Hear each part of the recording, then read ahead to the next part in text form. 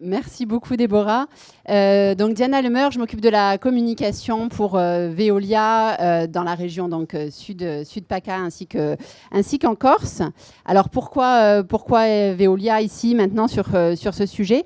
Alors d'abord parce que les métiers de Veolia sont directement connectés aux milieux naturels que sont l'eau, la terre, le sol et contribuent donc à les protéger.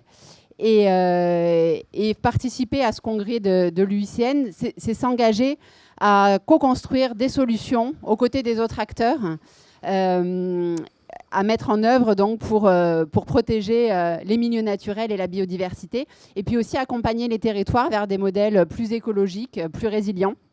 Et alors pourquoi dans cet espace West Weekend, nous sommes particulièrement ravis, parce que déjà on partage un certain nombre de sujets. Et puis on s'inscrit pleinement et avec enthousiasme dans l'état d'esprit qui est impulsé sur cet espace, c'est-à-dire favoriser le dialogue entre différents acteurs, et puis toujours de manière positive, constructive. Alors on est là pour partager des constats, mais on est aussi et surtout là pour valoriser et faire connaître des solutions qui existent déjà, et puis d'autres qui sont à inventer. Et c'est vraiment dans cet état d'esprit qu'on a essayé de construire ensemble cette table ronde, en faisant intervenir, en proposant à des intervenants qui ont des profils, des expertises, des expériences très différentes, mais finalement qui partagent tous une même conviction, un même engagement pour préserver l'environnement, et qui ont des solutions à mettre en œuvre, chacun dans leur champ d'action, dans leur champ d'expertise. Et c'est vraiment dans cet état d'esprit qu'on a essayé de construire cette table ronde. Donc j'espère que ça va être fructueux. Et puis j'en profite pour remercier les différents intervenants de bien avoir accepté de jouer le jeu. Et puis un grand merci également à Déborah d'avoir accepté d'animer cette table ronde. Voilà, on parlait de personnes positives et engagées. Je pense que Déborah l'incarne parfaitement. Il y a des plastiques qui arrivent dans les océans par les rivières, entre autres. Et les fleuves, oui. Et les fleuves, et les polluants organiques s'accumulent dessus. Non, ils sont relargués. Ils sont relargués en plus. Dans le plastique, tu as du polymère. Et pendant la fabrication, on ajoute souvent des additifs, donc les plastifiants, qui donnent aussi la couleur, et c'est la résistance, la souplesse. Ça crée une pollution chimique en plus. Voilà. Sauf que le plastique, on en parle beaucoup parce que c'est visible, alors qu'il ne faut pas oublier qu'il y a le mercure, tout ce qui est les PCB, donc il y a 209 congénères. Mais ça, c'est moins facile à communiquer parce qu'on ne le voit pas. Nicolas, quel est ton lien avec le plastique? Alors, écoute, mon lien, c'est un rapport à Veolia. Et Veolia a un savoir-faire dans le plastique et dans les déchets recyclables en général. Et donc l'idée à travers l'éco-conception, c'est d'aider les marques et les metteurs sur le marché à se passer de plastique, donc dans la mesure du possible. Et lorsque ça n'est pas possible, de pouvoir utiliser des plastiques qui soient recyclables, ce qui n'est pas actuellement toujours le cas, loin de là. Et donc dans ce cadre-là, le plastique est une de nos idées fixes actuellement dans le métier du déchet, mais aussi de la part des metteurs sur le marché qui actuellement ont pris quand même conscience qu'il y avait un problème avec ce matériau. Mais ils en ont pris conscience quand? Il n'y a pas très longtemps, en fait. Ça fait quoi, 2-3 ans qu'il y a vraiment cette prise de conscience. Il était temps. Ça fait longtemps qu'on en parle, mais malheureusement, ça ne s'est pas passé avant. C'est ça, c'est que ce n'est pas visible. Donc c'est assez dur de savoir. Et puis si on dit que c'est des concentrations aussi qui sont très, très, très infimes, donc ça ne parle pas forcément aux gens. Mais il faut savoir que ça va quand même transiter, que ce soit les additifs qui sont dans les plastiques ou bien le mercure ou les PCB qui vont pouvoir se fixer dessus, parce que tous ces composés en fait n'aiment pas être libres dans l'eau, donc ils se collent à quelque chose, que ce soit du sédiment ou une bille de plastique. On sait que les macroplastiques ils sont fragmentés, de plus en plus petits, jusqu'à être une taille tellement fine qu'elle peut rentrer dans les cellules. Donc voilà, donc vous imaginez un petit plancton qui passe, donc une petite cellule végétale, ça peut très bien rentrer par là, et après il va y avoir le zooplancton, les planctonophages. C'est ce que les j'allais poissons. dire. Il y a un mécanisme de bioaccumulation de cette pollution. Comment est-ce que tu peux utiliser cette thématique du plastique pour aller plus loin dans ta commune, dans ta ville? Écoutez, je pense que le plastique est en fait un peu le révélateur d'une société qui, pendant 70 ans, a adopté un mode de consommation et de production qui était de faire de la masse à moindre coût. Et qu'aujourd'hui, on essaie d'en revenir un petit peu à ce que faisaient nos grands-parents et arrière-grands-parents, c'est-à-dire les bouteilles en verre, les emballages dégradables en carton. Et c'est vrai que, quelque part, ça traduit une société qui doit se réinventer complètement, tant sur ses outils de production que sur la gestion de son territoire, que sur ses infrastructures. Et c'est quelque chose de très lourd. Parce que aujourd'hui, la pollution marine, donc du plastique, mais il n'y a pas que le plastique, il y a beaucoup d'autres choses. Ça incarne aussi les incivilités, ça incarne le manque d'infrastructures, ça incarne l'absence totale de prise de conscience dès que vous êtes loin du littoral. Et la mer a cette particularité de couvrir la pollution. Ce que vous ne supporteriez pas de voir dans un champ ou sur le bord d'une route qui serait jonché de débris ou de déchets et qui vous révolterait, la mer le cache. Et quelque part, on a toujours le sentiment que la mer est l'immaculée beauté propre et qu'en réalité, les fonds sont dans un état déjà très inquiétant, voire parfois catastrophique. Et ce qui est particulièrement préoccupant, c'est qu'on sait déjà aujourd'hui que la pollution existante va être très difficile à traiter, voire impossible. Et donc, faire évoluer les mentalités, c'est aussi changer de société, ce qui est très très difficile parce que vous devez changer les habitudes. Et c'est vrai que ce que le plastique incarne par ses effets, par le débat qu'il a amené aussi sur la place publique, ce qui est assez récent, c'est quelque chose qu'on n'abordait pas il y a une dizaine d'années, où des personnes se sentaient très seules quand elles le disaient et personne ne les écoutait. Aujourd'hui, et je pense moi surtout aux jeunes générations qui en ont conscience, c'est une réinvention du système humain, très clairement. Et c'est loin d'être gagné, parce qu'on est sur un monde qui a une population qui a quadruplé en l'espace d'une génération, de 50-60 ans. Après, c'est quelque chose aussi où il y a des infrastructures qui sont manquantes, où beaucoup de déchets d'origine ne sont pas traités. Donc c'est vrai que c'est la partie immergée de l'iceberg qui fait prendre conscience du cataclysme qui est devant nous. Et donc on fait comment du coup? Quand je dis qu'il faut réinventer le système humain, c'est déjà un défi civil, mais même chez nous, c'est un défi d'organisation, ne serait-ce que public. Aujourd'hui, on est un système en France, et je le regrette, parce que la France pourrait être sur ce domaine, elle devrait même, c'est son rôle d'être en leadership et de montrer le modèle, parce que vous voyez, la Méditerranée, c'est à peu près 600 000 tonnes de pollution plastique par an, 10 000 pour la France, donc vous me direz c'est moins, mais ça reste quand même monstrueux. Et on devrait mettre en place des solutions pratiques, mais on est tellement paralysé par l'inertie de notre administration centrale et de la bureaucratie généralisée qu'on prend beaucoup de retard alors qu'on a les idées, on a les inventeurs. Moi avant, quand j'étais avocat dans l'innovation, combien j'ai d'inventeurs qui m'ont dit j'ai trouvé le principe mais je vais le développer à l'étranger parce qu'en France c'est pas possible, c'est trop compliqué. Et même quand je l'ai mis au point, pour arriver à trouver une collectivité qui va le porter, eux-mêmes on leur dit non, c'est pas possible, il faut faire des procédures, bon. Donc il faut repenser le système, il faut aller sur le terrain et il faut donner sa part à l'innovation. Il faut faire des expériences, ça marchera ou ça marchera pas, mais si ça marche, il faut le garder. Comment on trace ce chemin le plus vite possible, avec le plus de monde possible? Moi, je souscris à tout ce que dit Monsieur le maire, évidemment. Et c'est pour ça, et c'est ce qu'on dit au début, c'est qu'il n'y a pas qu'une solution, c'est qu'il n'y a pas que la loi, il y a aussi toute l'éducation dans les primaires, qui sont le mandat des maires d'ailleurs de France. Il y a toutes ces questions-là de comment aussi on fait découvrir à ces populations qu'en fait elles ont un impact au quotidien, en fait, même si elles habitent dans les Alpes. Alors là, c'est facile, ils sont près de la mer, peut-être qu'ils pensent plus, et encore, je ne suis pas sûr. Mais en fait, on a tous un lien avec la mer à travers les bassins versants.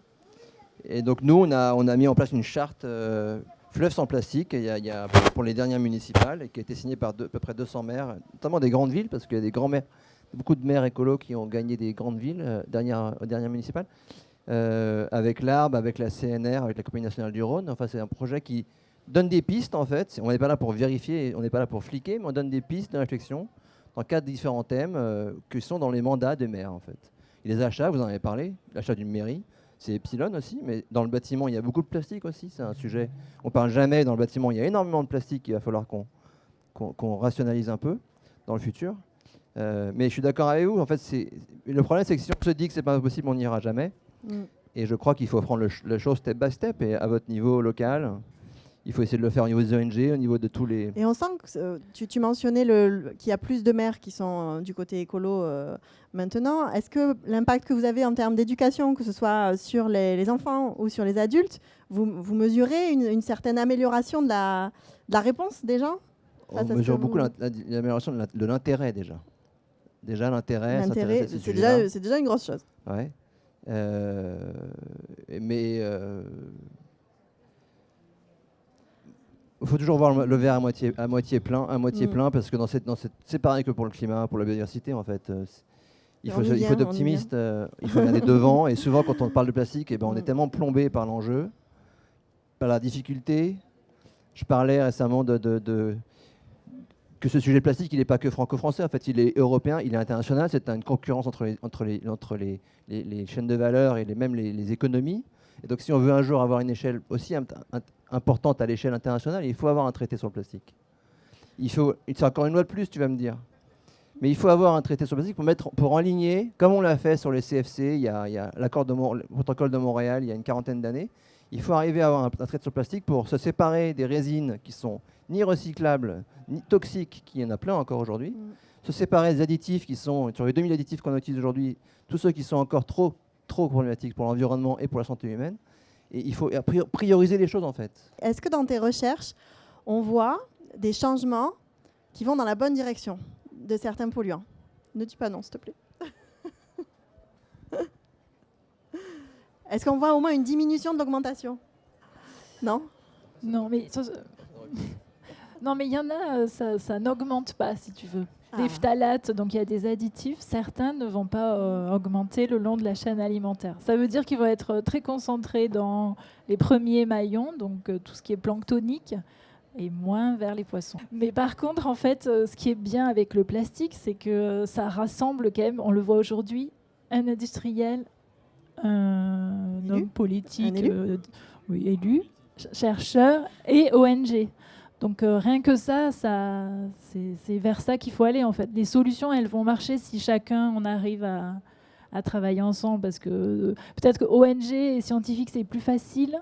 Après, dans la recherche aussi, il y a de la recherche qui travaille avec les industriels, parce qu'il y a ce besoin de trouver des nouvelles matières biodégradables, écologiques et puis compostables. Mais voilà, je pense que avec les décideurs, les industriels et la partie qui travaille sur l'environnement, ça va marcher, évidemment. Le trou de la couche d'ozone a diminué, donc on a arrêté d'utiliser le fréon. Ça ne peut que marcher. Ça, c'est une des plus belles victoires internationales au niveau de l'environnement, partie d'un traité. Hein. Oui. C'est une rare victoire, mais il faut. Alors bien sûr, la production de plastique est beaucoup plus diffuse que le CFC de l'époque. On ne parle pas la même... Mais on ne parle pas non plus de la même époque. À l'époque, il n'y avait pas Internet, on ne parlait pas entre nous, on n'échangeait pas. Maintenant, on a tout ça. Donc on a les moyens d'avoir un traité sur le plastique à l'UNEP dans les 10 ans qui viennent, si on s'en donne l'envie d'y aller. Comment est-ce que vous pensez qu'on peut arriver à un traité international? Parce que je pense aussi que ça peut être un levier fort. Pour faire des traités, il faut qu'il y ait aussi une exemplarité. C'est-à-dire que faire des grands sommets et des grandes déclarations et des grands traités, mais si au fond, si tout le monde en allant signer se dit moi j'ai pas commencé, vas-y, moi je ferai dans 2 ans, 3 ans, 5 ans, c'est bien, mais ça ne changera pas grand-chose. En fait, aujourd'hui, on n'a pas besoin d'attendre, de convaincre, parce qu'il y a des pays qui vont être opposés à cette évolution, puisque leur économie ne le permet pas, ou leur économie est tournée vers la production. Vous voyez, le leader mondial aujourd'hui qui est la Chine, eux, ils ne sont pas du tout dans une optique de diminution du plastique, parce que c'est leur outil de production. Alors, ils affichent des volontés, mais derrière, ce n'est pas suivi par les faits. La France, aujourd'hui, son rôle, c'est vraiment de faire évoluer ses infrastructures et aussi la pédagogie auprès de ses citoyens. Oui, moi, je vous dis au niveau local, par exemple, ce qui est intéressant, c'est de voir que les jeunes générations sont beaucoup plus inquiètes de la pollution. Les enfants sont beaucoup plus... révoltés même. Hein. Révoltés, mais sont beaucoup plus attentionnés au sujet que leurs parents. Nous, le système, par exemple, je vous donne un exemple, et je vais essayer d'être court. On a mis des filets sur les sorties d'eau pluviale. Bon, c'était compliqué parce qu'il a fallu faire beaucoup de recherches, parce qu'il y avait la pression hydraulique en cas d'inondation. Plus bon, c'est mandolocienne, ça n'enlève rien. Or, ces filets nous ont permis d'intercepter la pollution, mais nous ont permis aussi autre chose, c'est qu'on connaît les réseaux. Donc on connaît aussi quel est le quadrillage qu'il diffuse. Et on s'aperçoit de quoi? C'est que sur le littoral et les zones naturelles, les citoyens sont très respectueux. Or, là, vous avez le plus de pollution, c'est à l'intérieur des terres, notamment dans les zones commerciales, et notamment sur quelque chose qui est les mégots de cigarettes, qui se corrèlent au plastique, parce que quand vous jetez un emballage par terre, c'est là aussi généralement vous jetez les mégots. Donc ça veut dire que la prise de conscience, aujourd'hui, elle est liée à l'environnement naturel, elle n'est pas liée à l'environnement de vie. Et il y a peu de prise de conscience aujourd'hui de dire que si on jette quelque chose à 20 km du bord de mer, il va finir en mer. Et ça, c'est quelque chose qui, pour évoluer, doit évoluer bien sûr dans les consciences, mais doit évoluer dans les infrastructures. À la fois dans ce qui est commercialisé pour qu'on force les groupes commerciaux, et naturellement avec toute la pédagogie et le temps qu'il faut pour programmer ce changement d'investissement, mais il faut que les infrastructures publiques permettent à la fois d'intercepter, mais d'empêcher aussi cette pollution. Et c'est une fois qu'on a mis en place ça et qu'on ait un modèle à suivre de manière assez importante, parce qu'il faut le faire sur l'ensemble d'un littoral et pas seulement de manière en confetti, qu'on peut après dire, voilà, nous on l'a fait, ça marche, et en partant de là, on essaie d'évoluer. Mais si on va faire un traité en se disant, on ne fait rien chacun chez soi, mais on se dit que maintenant on va faire, mais on va se donner 10 ans pour commencer à y penser, bah, on fera encore un traité, et dans 5 ans on se dira, il faut en faire un deuxième. C'est la même chose que ce qu'on disait tout à l'heure. Il faut partir de partout en même temps, c'est-à-dire du citoyen, du traité international, de la loi nationale, des ONG, des labos de recherche, des élus et des industriels. Au final, oui, et c'est pour ça qu'aujourd'hui la France permet de le faire, parce qu'en France les acteurs ont pris conscience à tous les niveaux. Bon, nous on a tous les voyants ouverts, il faut juste le mettre en marche. Allez, on est d'accord, go, on y va. Plutôt que de se morfondre des choses qui sont difficilement transformables aujourd'hui, on se concentre aussi sur là où on peut agir pour le moment, là où c'est le plus facile et là où ça a le plus d'impact. La notion d'impact est très forte. Romain, il reste la notion de priorisation en fait. Voilà, priorité. Qu'est-ce qu'on priorise? Où est-ce qu'on peut avoir l'impact à plus court terme? Et c'est pour ça que, et c'est Veolia pourrait le dire, en fait, l'enjeu du tri, c'est du recyclage, il faut que massifier les gisements, avoir moins de résine, avoir que des résines recyclables, on massifie ça, on fait une économie qui va faire une économie sur ce recyclage et sur ce gisement-là. Mais si les gisements sont à 20 résines différentes, tous avec des mélanges différents d'additifs, c'est impossible de recycler en fait. C'est pour ça que c'est là que je pense que le traité il peut intervenir. C'est pas forcément tant dans ce qu'on fait au niveau local, mais telles résines sont interdites dans le monde aujourd'hui sur le commerce. Ces résines-là, ces additifs-là sont interdits, etc. C'est ça qu'il faut arriver, je pense, pour arriver à créer une économie circulaire qui soit rentable pour les entreprises et puis pour les collectivités, pour tout le monde. Oui, ce qu'on peut dire aussi, c'est qu'il ne faut pas oublier cet aspect économique. Hein. Les plastiques, en tout cas ceux qui sont recyclables, ont une valeur. Et plus on aura des plastiques qui sont valorisables d'un point de vue économique, moins on a de chances d'en retrouver dans la nature. Enfin, c'est bête à dire comme ça, hein, mais souvent le plastique il est jeté parce qu'il n'a aucune visibilité de valeur. Or, nous, on sait, en tant qu'industriel du recyclage du plastique, qu'on a quand même quelques-uns qui ont une belle valeur et qui peuvent être utilisés dans une économie circulaire pour faire des nouveaux objets. Et donc, c'est aussi une piste qu'il ne faut pas négliger. Et le fait de réduire aussi le nombre de plastiques mis sur le marché, parce que vous savez, des plastiques, il y en a à peu près 200 ou 300 sur le papier qui existe. Il n'y en a pas autant qui sont utilisés à grande échelle, mais au moins une vingtaine que l'on peut trouver assez régulièrement et facilement. Et il y en a 4 ou 5 qui se recyclent. Donc, selon moi, il faudrait plutôt se focaliser sur ces résines recyclables, leur donner une vraie valeur, créer une vraie économie du recyclage européenne aussi. Parce qu'il faut dire quelque chose aussi à ce sujet, c'est qu'on manque d'usines, en France évidemment, mais en Europe tout simplement, parce que depuis la fermeture de la Chine, parce qu'il y a quelques plastiques qui partaient en Chine quand même jusqu'en 2018, parce qu'on n'avait pas le choix, on n'avait pas d'usine.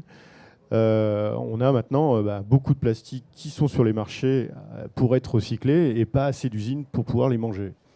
Et donc ça, c'est un vrai souci actuellement dans le métier du recyclage. Et c'est aussi, ça a un lien aussi avec la valeur. C'est-à-dire que s'il y a des usines, il y aura de la demande et donc il y aura une offre qui va se créer et donc une collecte performante qui va se mettre en place. Et aussi des organismes qui vont avoir un intérêt à aller collecter ce plastique. Et peut-être le particulier via la consigne. Donc tout ça, c'est aussi à prendre en compte.